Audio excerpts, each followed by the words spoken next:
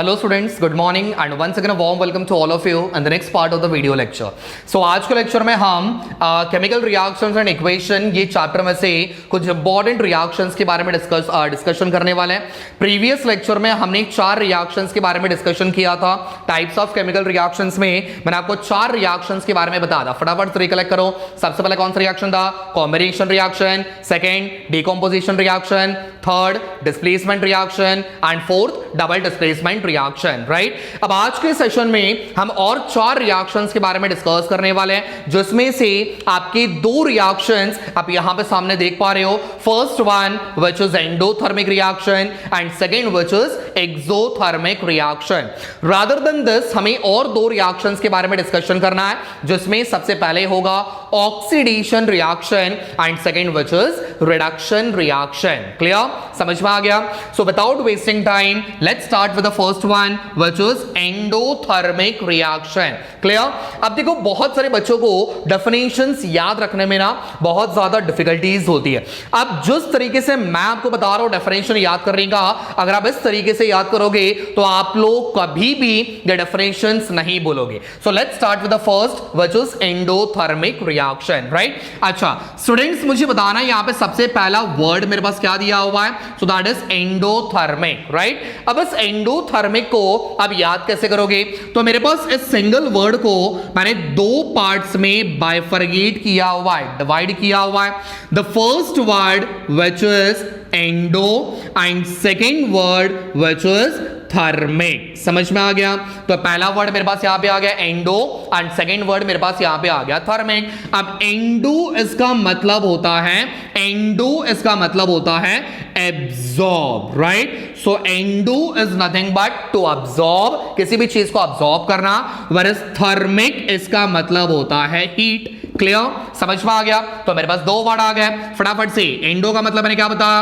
Absorb. And thermic का मतलब क्या बताया? That is heat. अब जिसका मतलब कुछ ऐसी रिएक्शंस, कुछ ऐसी केमिकल रिएक्शन जिसके अंदर आप हीट को अब्जॉर्ब करते हो. समझ में आ गया? सो इस तरीके के रिएक्शन को आप लोग क्या बोलोगे? Endothermic reaction. तो डेफिनेशन क्या बनेगा? द केमिकल रिएक्शन, किसके अंदर? Chemical reaction. The chemical reaction in which चलो किसको अब्सॉर्ब करना है? Heat is absorbed. right, the chemical reaction in which heat is absorbed is called, कौन सा reaction? Endothermic reaction.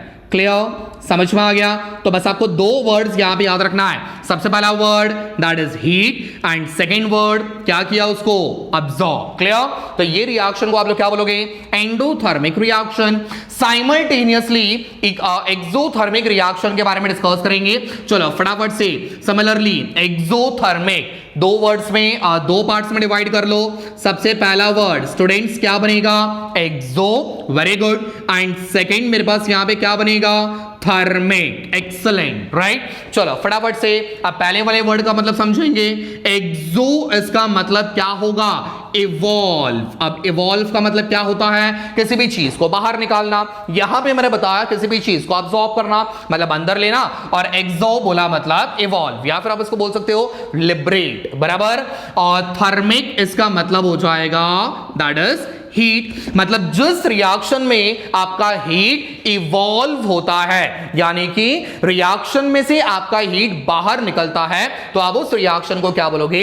Exothermic reaction. Clear, समझ में आ गया? अब इसका डेफिनेशन क्या बनेगा? फटाफट से. The chemical reaction. समझा?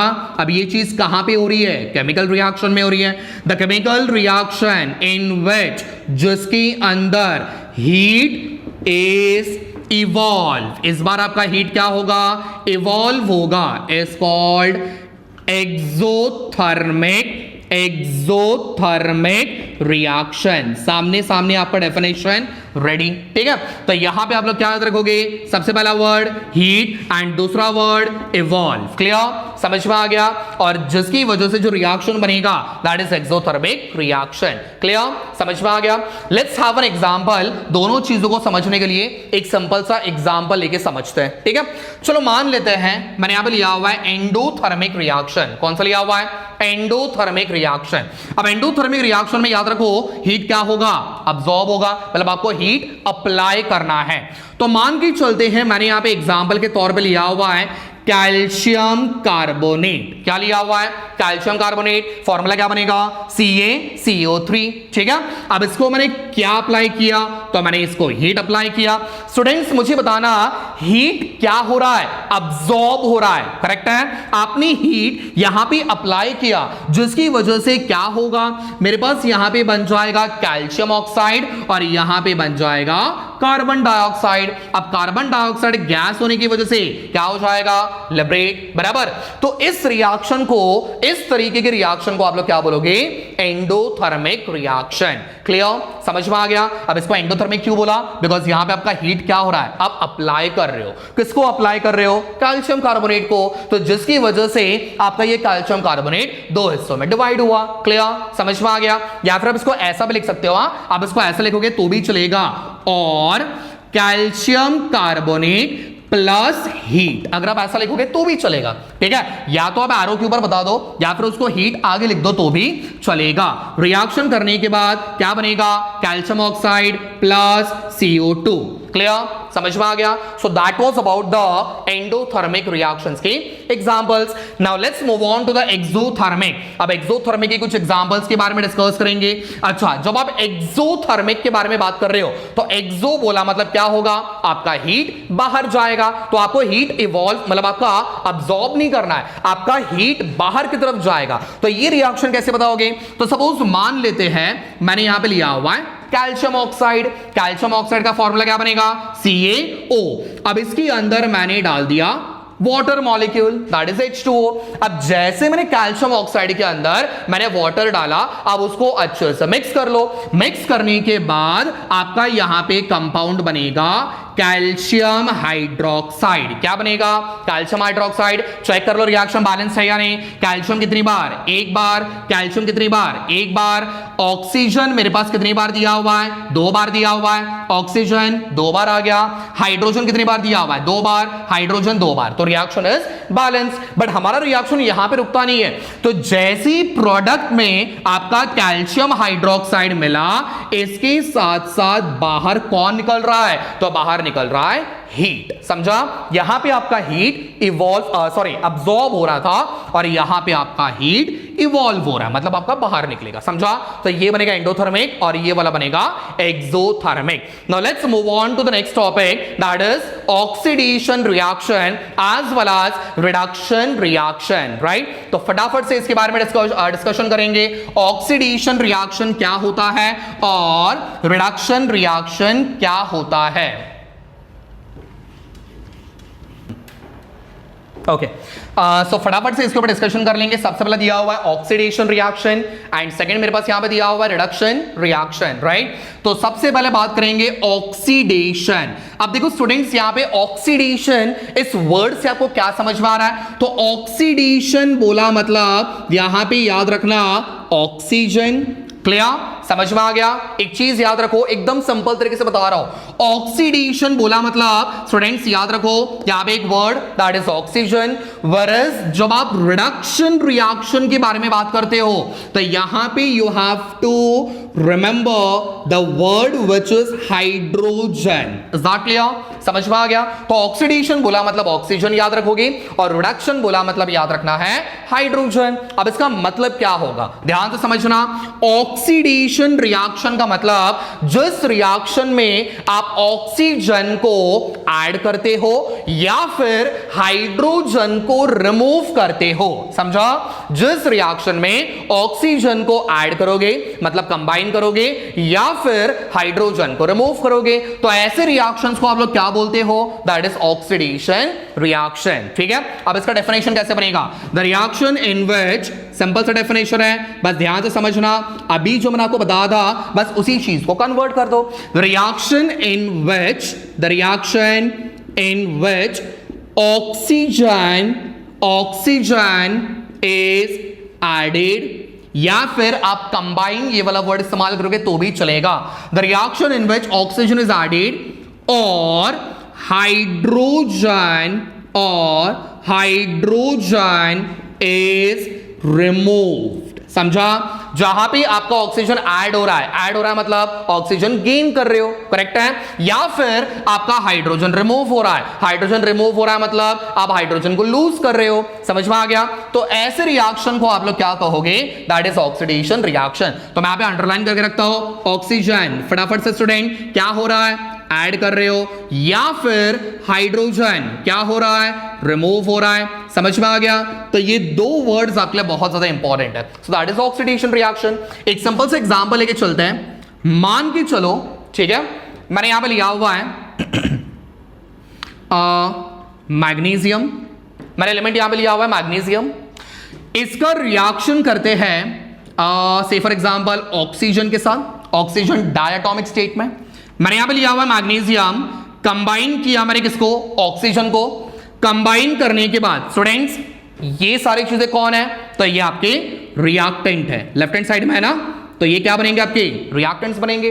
अब जब आप ये रिएक्टेंट्स को कंबाइन कर रहे हो तो कंबाइन करने के बाद मेरे पास यहां पे क्या बनेगा? Magnesium oxide. रिएक्शन बैलेंस रहेगा? नहीं। तो रिएक्शन को बैलेंस करो, ऑक्सीजन 2 बार, यहां पे 1 बार, कितने से मल्टीप्लाई करोगे? 2 से। कहां पे? आगे की तरफ। फॉर्मूला चेंज करना नहीं है, समझा? आगे की तरफ 2 से मल्टीप्लाई कर दिया। अब चेक करना, मैग्नीशियम 2 बार है, यहां पे 1 बार है, तो आगे वापस 2 से मल्टीप्लाई कर दो, तो आपका रिएक्शन बैलेंस्ड हो गया। क्लियर?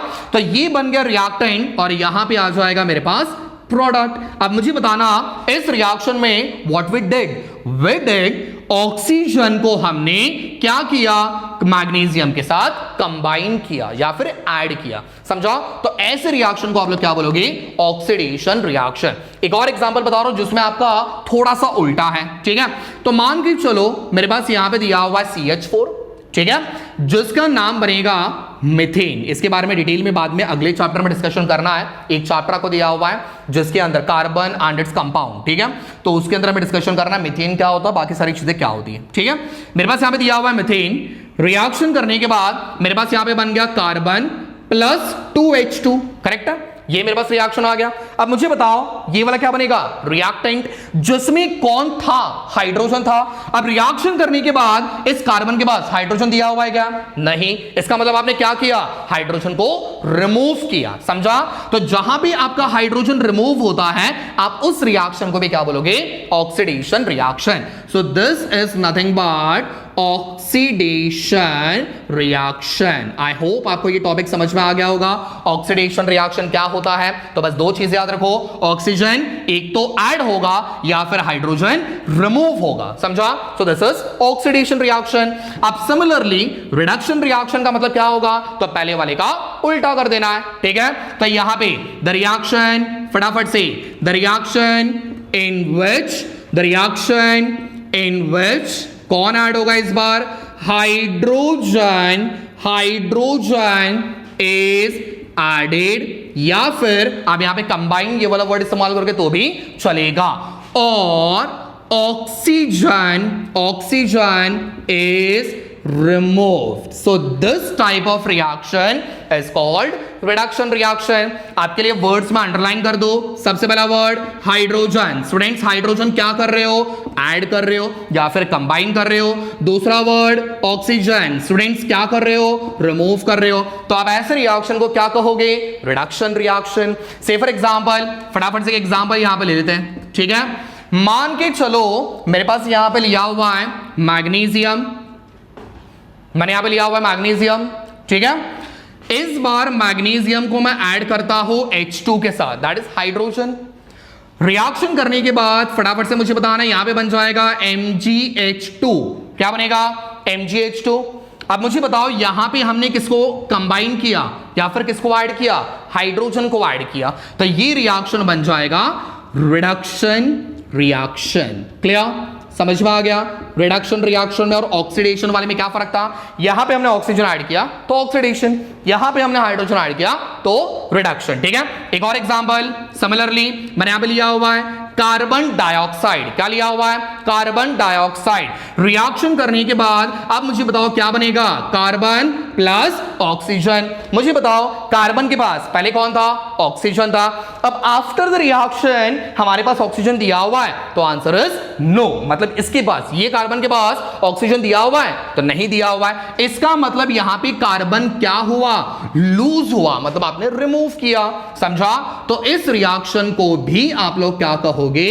Reduction reaction. क्लियर? तो समझ के ध्यान से पढ़ना ये चारों डेफिनेशंस के बारे में, एंडोथर्मिक, एक्सोथर्मिक, ऑक्सीडेशन, रिडक्शन। अब ये टॉपिक जब आप अच्छे से कंप्लीट कर लोगे तो अगले लेक्चर में हम रिडॉक्स रिएक्शन के बारे में डिस्कस करने वाले हैं, जिसके अंदर आपके दोनों टर्म्स आएंगे, ऑक्सीडेशन भी और रिडक्शन भी। राइट? तो अच्छे से डिटेल में डिस्कशन कर लेना, अच्छे से डिटेल में पढ़ लो। Thank you so much. ठीक है, see you soon in the next video.